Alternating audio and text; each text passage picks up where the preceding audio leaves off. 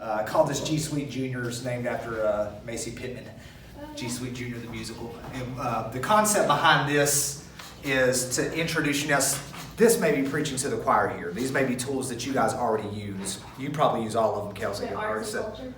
Arts and cultures, Moat, Keep.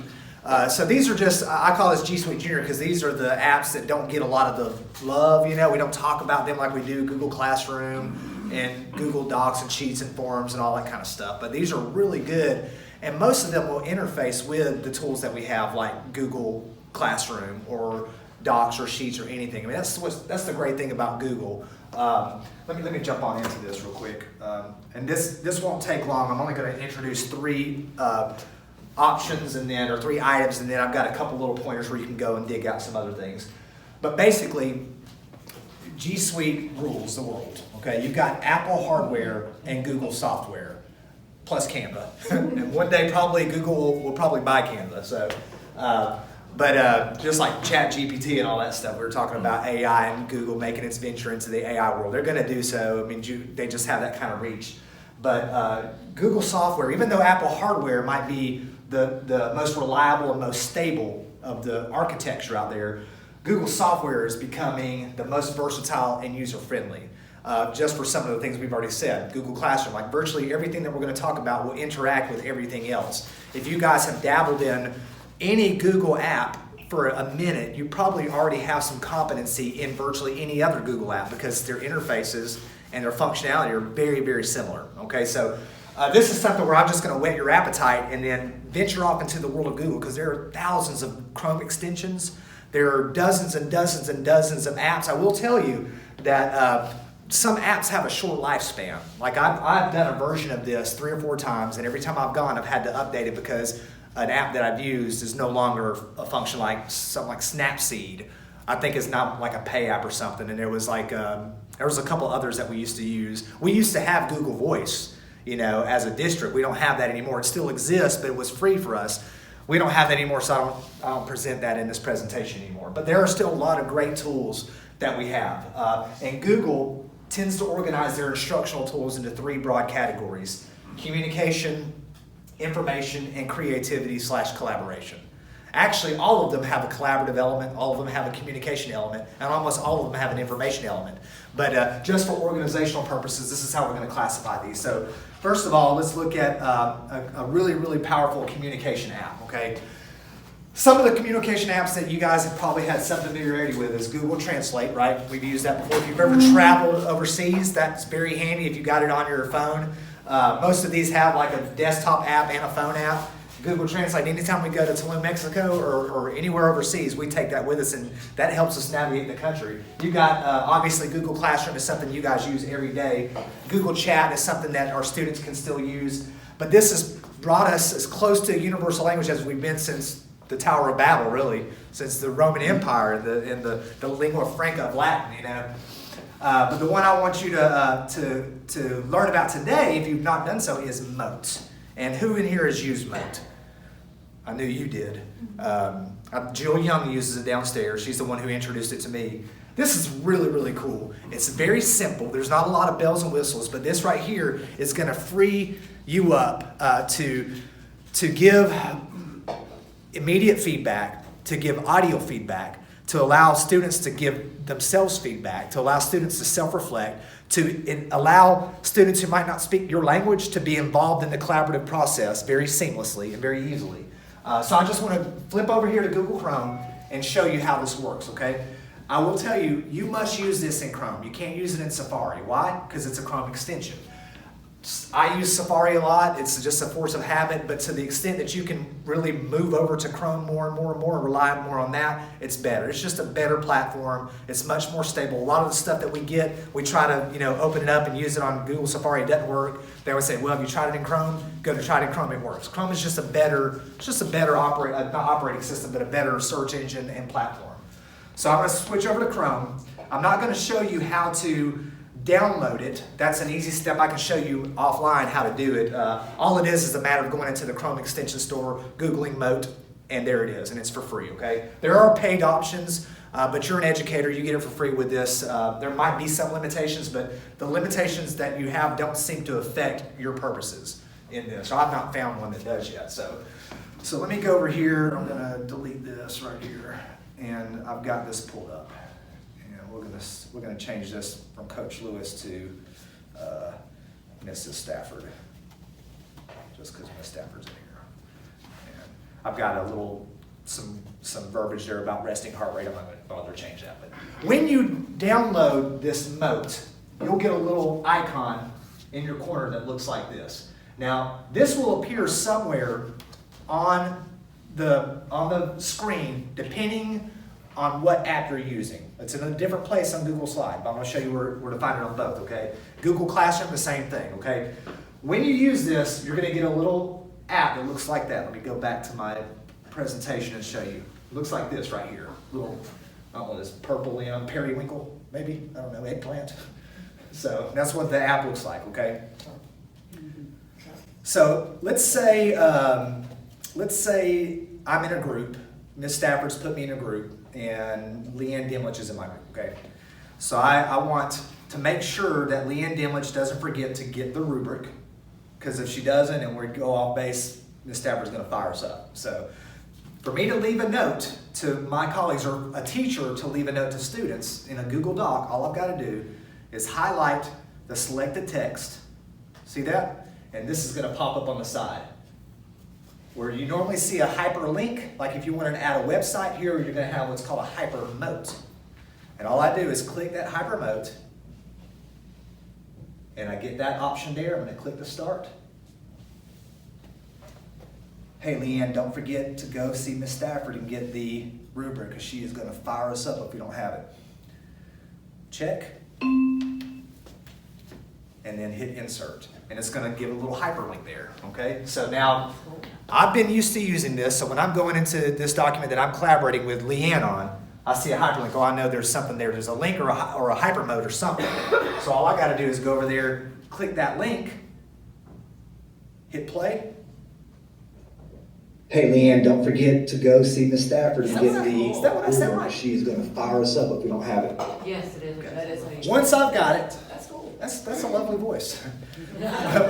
Once I got it, and I've heard it, everybody's seen it, we can remove that link and dispose of that comment just by unlinking it right there. Boom, and it goes back to normal.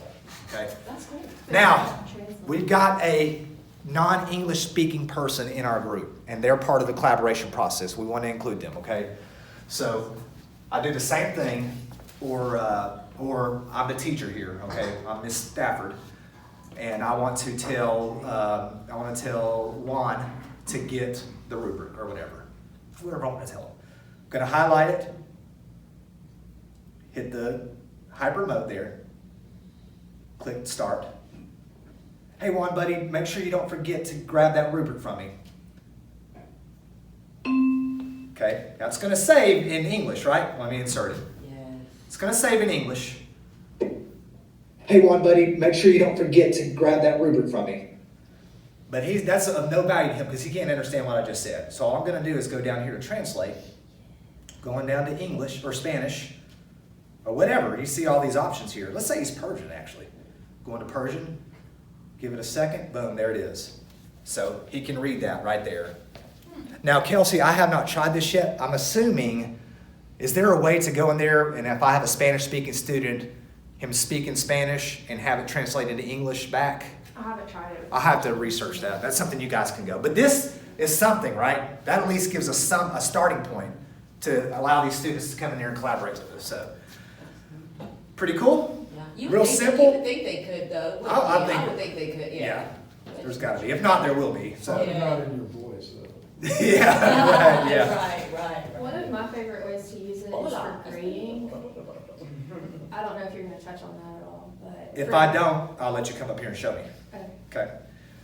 So, this is the extra added benefit of coming to these. You get the wisdom, the shared wisdom. Okay. So let's say we're working on a Google slide, right? And we're collaborating on this, and Brianna is responsible for the title slide. And there are so many items that have to be part of it. It's got to have this, that, and this is what she's done now. We've been working on this for 3 days. So my either the teacher or a peer can go up there, and instead of it right-clicking and it being there, you know, you're going to find it right there, just at the top. So all I'm going to do is, hey, Brianna, you know we love you, but we're falling a little bit behind on this title page. So if you can get it in gear, we've got 2 more days to do this. Remember, we've got to have 3 items. We've got to have this, that, and that, blah, blah, blah. Thanks. Hit the check. And then we're just going to insert it. It's going to take a second.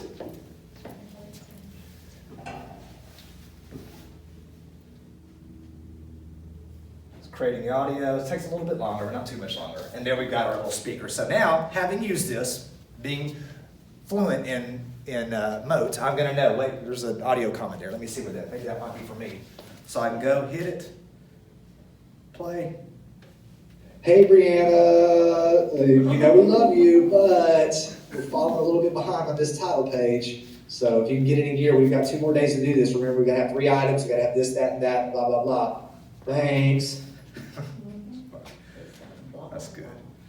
And you can do that on each individual slide. You can also add these in Google Classroom, by the way, for assignments and that kind of thing. You can make audio assignments, you know, and give audio feedback. You know, if I see something and I'm looking at this paragraph right here and I'm like, hey, you can kind of clarify this a little bit. I can highlight an entire paragraph, and I know that there's some feedback I need to get right there on that particular section. You can also use this for exit tickets, right? These are just ideas, really the same functionality.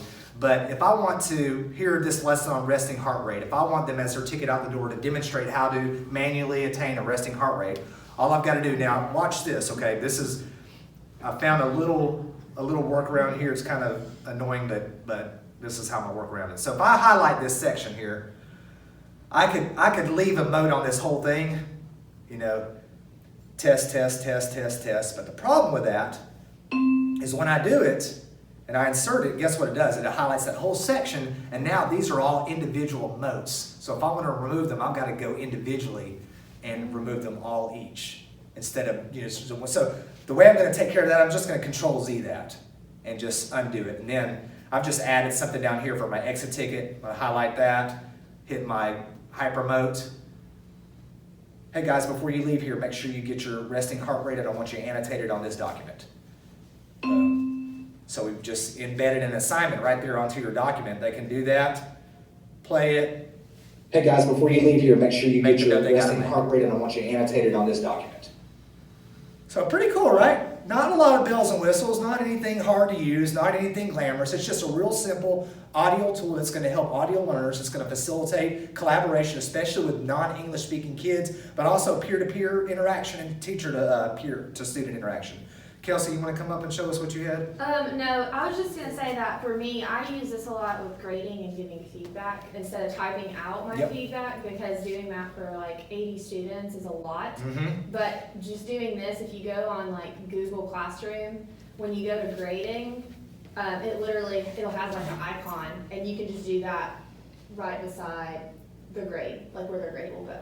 And so if they check their grades on Google Classroom, then they can also see a note that you've posted. That's pretty cool, isn't it? Mm-hmm. Just get in there and mess around with it. It's free, you know, why not? And I think this will, for those of you that are doing, especially ELA that's doing a lot of grading and stuff, this is going to save you some time and just multiply you. Plus, I think kids would much rather hear your voice than have to read a bunch of stuff. They're going to be much more responsive to your voice. You know, it's part of being a human being. Yeah. So, all right, so we've got our communication app, Google Moat. I don't know if it's called Google Moat. It's a Chrome extension. I call it Google Moat. It's just Moat, but you can find it on there. Okay. So we've got our we've got our communication tool that I've given you there, and then we've got an information tool. Information, again, Google is the greatest repository curator of information since the foundations of the world. No, bar none. Through Google Earth, and now with the Google Mars and Google Moon editions, Google News, Google Scholar, just the Google search engine itself has brought information instantaneously at our fingertips. You know, we no longer have to go and read this and this, that, and go and do the legwork. And some people find it hard to swallow that we don't have to do that anymore. But this is part of evolving, as a culture and as a society and as a people. Changing and adapting is a big thing. I may not, 100 years ago, if I didn't know how to build a fire with my hands, I might not make it. I don't need to have that technology today. I've got resources and tools to do that for me. So Google is like that. It's not so much, going and reading the volumes and volumes and volumes. Although most of us still like to do that. Information is readily accessible. So part of our task is to help them to learn how to access the information. It's out there. And we've got these tools to make it a very, very easy process. The one I want to show you today is something that you guys may have used before. Kelsey, I know you probably almost certainly have, and that is arts and culture, right? You ever used this before? This is fantastic. I love this app. And we might be thinking, it's science, ELA, history only. And yes, its most immediate application is to that. But this also has mathematical and scientific implications as well. By the way, I will upload the latest guide in the dashboard. If you know anything about Google Apps, you know that sometimes life expectancy is very short on them and they change a lot. Google Classroom changes every year. But this guide is going to be the latest and most updated for you, okay? 3 of the things that I really like, and there are tons and tons of uses, and I'm liable to go off on rabbit trails here, so you got to keep me in line, is the exploring of the collections and exhibits. So you do have art exhibits and stuff that you can go to, take virtual field trips. We have a virtual reality lab, so this might not seem as flashy as that, but we only have one classroom set of that. We do have a classroom set now, by the way. We have a full 30 sets of those. So you don't have to divide your class, you can all go in there. But if you can't get into the lab that day, you can still take a virtual field trip on Google Earth or through Google Arts and Culture. We're going to do something here in a second. We can explore themes that are trending right now in the culture, and just general themes that we might use and look at year after year, And then we've got the possibility of lesson plans that are ready-made for you, and again, the virtual field trip. So let's take a real quick look at it. I'm only scratching the surface. Let me show you what this handbook looks like. And again, I'm going to give a copy of it to each of you. But this handbook is 40 pages, and it goes into in-depth. I'm not going to get that in-depth at all. You just have to get in there and tinker around with it and explore. But some of the cool things that I found just in my little bit of time looking at it, just like any app, you can get to this app by or this page just by typing artsandculture.google.com, or you can Google Arts and Culture and it'll get you. It's not hard to find. So I'm just going to go up here, type arts and culture google.com. There we go. It's coming up. Give it a second. Okay, so a couple things I really, really like about this, just looking at the interface. So when you scroll in here, it's really, really attractive. You can scroll down and see a number of the things that they present at the front. One of the things I like before I get into the really interesting things that I wanted to show you, I love this, and I had Chloe Aegis in mind when I saw this, but you guys might have some use for this too. You can do studies in color on this, right? If I'm Chloe Aegis and I'm doing, purple or periwinkle, it's the word of the day, lavender or whatever, I can just go over here and click purple, and it's going to show me things that are just in purple, works of art and all that kind of, just in purple. It's pretty cool. When I used David Stoker as the example earlier today, he's like, I didn't say purple, I said red. So I was like, well, we can do that too. Bam. Look at that, red. All right. Anyway, that's just an aside. So the main functions of this are in 3 areas. If you hit this little sandwich, this little hamburger right here in the corner, you see it? Those 3 bars, you hit that, and you scroll down, home, explore nearby, profile achievements. You've got some stuff down here where you can search by artists, mediums, art movements, places. I'm not going to look at any of that right now. Y'all can explore that on your own. I just want to look real briefly at collections, themes, and experiments, okay? So collections, this is going to open you up to thousands, well maybe not thousands, probably thousands, but definitely hundreds and hundreds and hundreds of collections of artifacts, art, pieces of cultural significance globally. They're arranged by gallery, so you can search by gallery. Or if I'm John Gadd and I'm downstairs and I'm teaching a unit on Mexican culture or Central and South American culture, I can go over here to map, and it's going to bring up all of these collections that we have access to by country, region, and continent. So I can go down here to South America. Let's see, I want to go to, let's see what's going on in Puerto Rico. I see there's some stuff over there. So I'm looking at Puerto Rico, and we've got 9 exhibits that I can access in Puerto Rico. I've got one in the Dominican, one in Haiti. So I can just go and click that little, looks like the Acropolis or whatever. I can click that, and it shows me that I've got the Art Center of Haiti collection. And I click on that, boom, and it's going to bring up their collection. In this collection, you're going to find stories. You're going to find individual selections. You're going to find maps. This is kind of cool. So let's say I like this piece of art right here. And listen, you're going to have to teach your kids, or you're going to have to direct your kids with some of this stuff, because it's going to bring up sensitive topics and themes. And, kids are immature, they're going to crack up and stuff like that. Some of that's kids being kids, you're going to have to coach that and parent that, okay? If you can make it navigatable for you, when you find these individual pieces, you go in and I can pick this little piece up, and it's going to give me sometimes videos about it, it's going to give me information about it, sometimes it gives me little anecdotes about it, and sometimes, let me see here, I'm going to find one that's got some of them will have a little option here for Street View.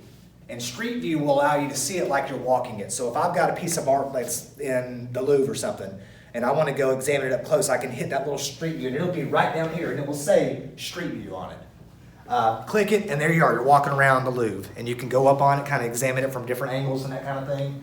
And then, if this is a piece that I want to use and make it a part of my lesson in Google Classroom, I've got this link. Virtually everything that we're going to use has this little link here. You see that little link item? Looks like a little partial triangle without a base. If I click that link, it's going to let me upload that to Google Classroom automatically right from there. So, pretty sophisticated. So let's go back out here. Okay, so that's collections. Now we can go by themes also. Again, this is going to show you some topics that are trending right now in the world, and then broad themes at the bottom. But I can also go and search things. If there's something, Shirley, if you've got something you want to do and you can't find it immediately, all I've got to do is go up here to search, and let's see if I want to do something on climate change. I don't know. Are you earth science? No, Okay. Well, physical science. physical science. We'll just do climate change anyway. I already had it. Okay, so we got some stuff in there, and I've got the United Nations Climate Change Conference, Heritage on the Edge, hotspots. If I want to do something math related, like on the Pythagorean theorem or something like that, or on pi. Yesterday, I went down to Abby Allen's room, and she had this like multi-disciplinary lesson, historical, language arts, mathematics on pi, the history of pi, pi's uses in architecture and this and that. So if I wanted to search a mathematical lesson, just pull it up, and it's going to bring up a lot of stuff. But if Google has determined that these are either directly or tangentially related to that topic, it'll bring it up for you. And then you're going to have to go down and do the sorting out and kind of build your lesson from there.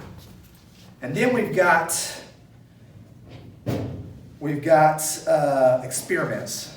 This is cool right here. So you can go in here, and we've got cultural and art experiments that are ready-made.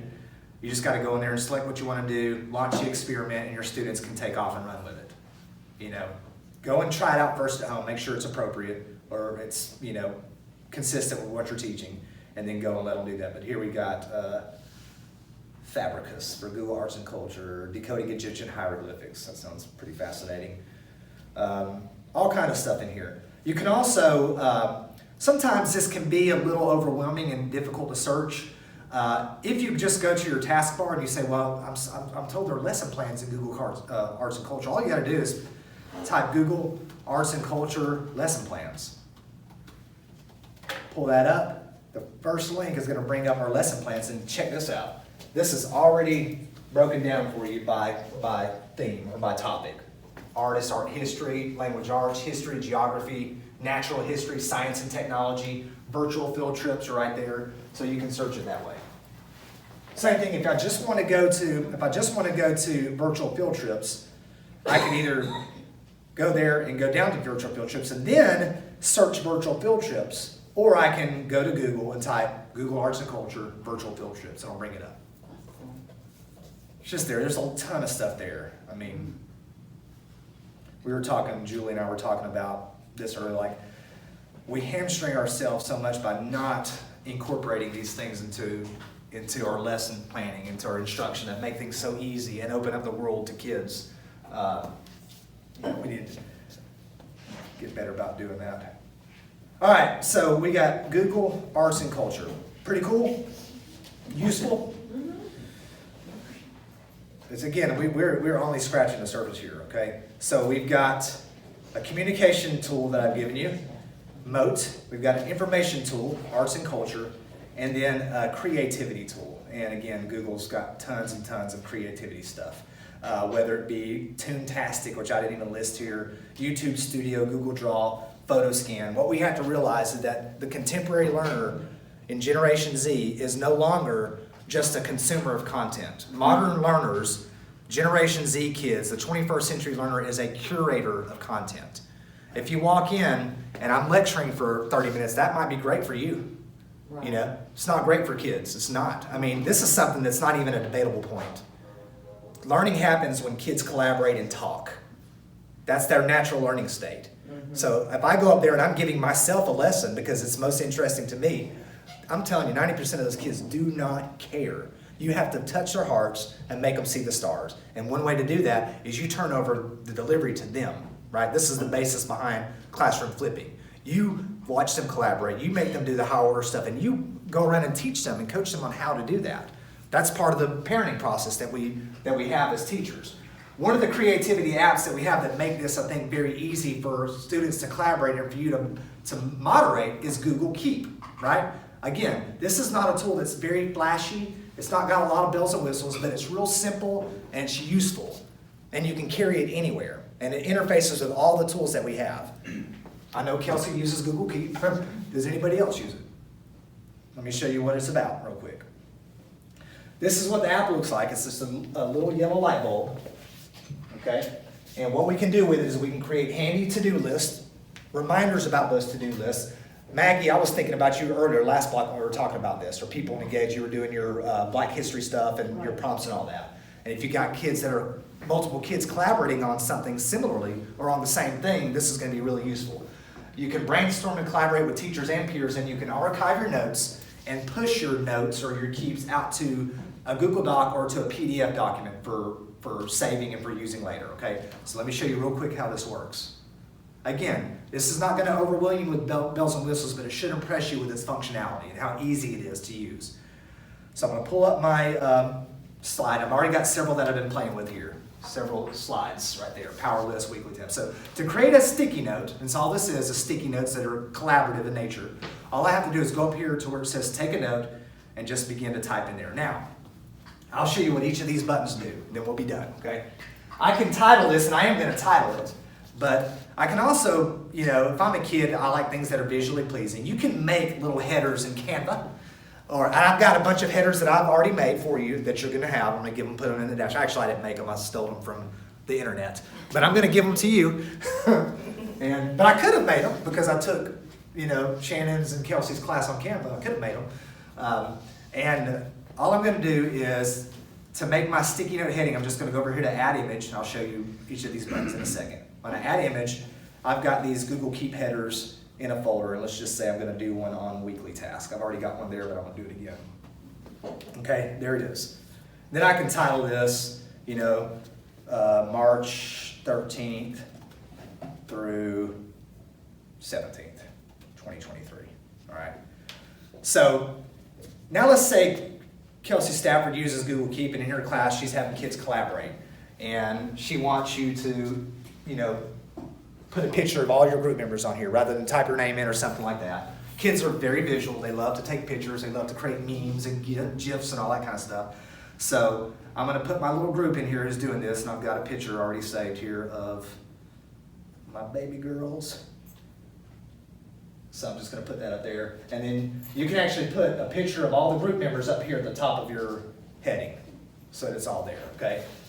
If I decide I'm not going to use that, I don't have to use that. I can go there and just kind of hover over it, and I can remove this image, and it'll take that away. Let's see here. Okay. So it's taking it away. All right. I can also, let's see, going down here, I can pin, or I can set a reminder. Let's see, we're working on a project for Miss Smith, okay? And we're doing, my group is doing a writing prompt and we're studying Rosa Parks, Black History Month. So first of all, I've got first task is get rubric from Mrs. Smith. Second task is assign group responsibilities. Establish project timeline. The teacher can do this also. If the teacher wants to set up a template, they can do that. And I can go then and I can go to each of these and I can add checkboxes to it. Let me see, where's that at? Show checkboxes. See how I did that? I just went to these little 3 dots and I hit the checkboxes, or I can add the checkboxes. Where's that? Right there. Okay. I can go here and I can add collaborators, which is definitely what I want to do. I want to add my partners and I want to add my teacher to this. Or the teacher can do this and add the students as collaborators. If this is something that I'm going to group, I'm doing this in each of my classes, and I want all of my stuff for science, for Rubo and Shirley, to be green. I'm just going to go there and I can organize all my stuff by color. This is something I didn't show last blog that I forgot to, that I think is pretty cool. Let's say I've got some sample text here, an image. I take a screenshot of something that they've given me. Let me just put this. So I found this online, and it's about something about the North Carolina Museum of Art Works on the lighter side of Norman Walkway. I see that. I don't want to type all that in there. You know, I can drop that as an image in there, but I want to be able to copy and paste that text later into something else, into a Google document. All I have to do is go in here and add this as an image. So I go to my desktop. I'm going to add that sample document in there. Give it a second. And now I'm going to go and I'm going to grab image text. Boom. And it translates it all and puts it in text. Now I can go and copy and paste select portions of that image and use it in a document as I see fit. That's pretty cool. Or if I'm working with tablets, I know we're not really using a lot of tablets. They were kind of all the rage for a while. They may make a comeback. Some of them still use them. There is a function here for Google Draw. Let me remove that just to kind of take that off. Save some space. Delete that. I can add a note up here where that image went using Google Draw. So this will bring up, sometimes this makes you reload. I don't know why it's having difficulty. But I'm going to go here to Google Draw. And this, again, if you've got a stylus or a tablet, this is great. But you can just use it on your little trackpad and just, write your name. And then when I go back, this little handwriting note is added to my sticky note up here. So, again, students are curators. They like to create, like to write their visual, like imaging and all that kind of stuff. So, let's see, I can add image, I've already shown you that. Okay, I can archive this. If I've done this, we've finished the project, we've done all the steps, I can archive this because I might want to reference this in a unit down the road. So I can hit archive and it disappears from my board there. Where's it go? Gone. Oh, it's gone to my archive. All I have to do is go over here to my archive. There it is. Well, I want to move it back to my, we're doing this again, this project. Now we're doing the same project, but with a different content area or something, or a different theme. So I'm going to bring this back, and we're just going to pretty much use the same rubric and all that kind of stuff. So I just check it, and when I check it, I'm just going to go over here to unarchive, and it's going to put it right back on my table, right there. Now, if we've got things on here that are weekly tasks, things that I'm going to use all the time, that I want to take precedence over everything, I can do that by color, like red might be urgent, or I can pin it. And when I pin it, it's going to make that the very first thing I see in there, right? So these are subordinate to that. So anyway, it's a really, really neat, very simple collaboration tool. It's good for checklists, for monitoring progress. It's just pretty cool. And again, guess what? You can use Mote with it too. So pretty neat, useful. So we've done an information or a communication app, an information app, and then a creativity or collaboration app. And remember, one of our learning skills that is specifically mentioned in our TEAC standards is 21st century learning skills. So we've got to get our kids talking and communicating. We've got to get off our soapboxes and quit preaching, all right? Now, I am the principal of this school, so I'm supposed to be, something like the father figure to kids and to you, chief colleague, educator-in-chief, all that kind of stuff. That doesn't make me the smartest, but it does mean that my worldview should have some sort of sway over the culture of this school, right? So let me preach for a second, okay? Because we have a great faculty. Let me preface this by saying that. We have a great faculty, but I feel like here in the last couple of weeks we've gotten in a rut about some things. We're getting really quick to pull the trigger on things that I would consider as a classroom teacher very mundane, or things that are coachable or correctable in the presence of you. To the extent that you, pawn that off, I'm not trying to sound denigrating or anything, but when we hand that off to Tobin Davidson to deal with, we are vacating our power and our role as in loco parentis in that classroom. Now, I realize there are sometimes that must happen, but the write-ups that I'm seeing coming through, to me, they don't indicate, look, this just indicates that I'm frustrated and I'm not having the conversation anymore. Now I'm done with them. I've said 100 times. I tell my own kids things 100 times, but I can't ever just pawn them off to the mayor of Rossville to now you handle it. They're not listening to me, here you go handle it. I've got to find a way to address it. And I think at the heart of it, one of the biggest things, I'm not going to get into style preference or anything like that, one of the biggest things is that our classrooms are not, some of them are. I use Kelsey all the time. I'm not trying to embarrass you. I'm sorry. I'm not trying to single you out. I go into Kelsey Stafford's room every time those kids are seeing the stars. Every time. She doesn't take a day off. I walk down to Hannah Noffel's room. There is no off day. She's not sprinkling in differentiation one day. And I'm not going to do it today, but I am today. Differentiation is a world view. It is an approach to instruction. It's the way learning happens in my classroom. It is an environment of inescapable feedback. It happens every day in there. Every day in there. Every day. Your classroom must be the most compelling place in the world. Is that hard to do? Yes, it is. Parenting is hard. It is hard. It's not easy. Education is not easy. When I left, let me tell you, and I'm not preaching because it's something I don't know about.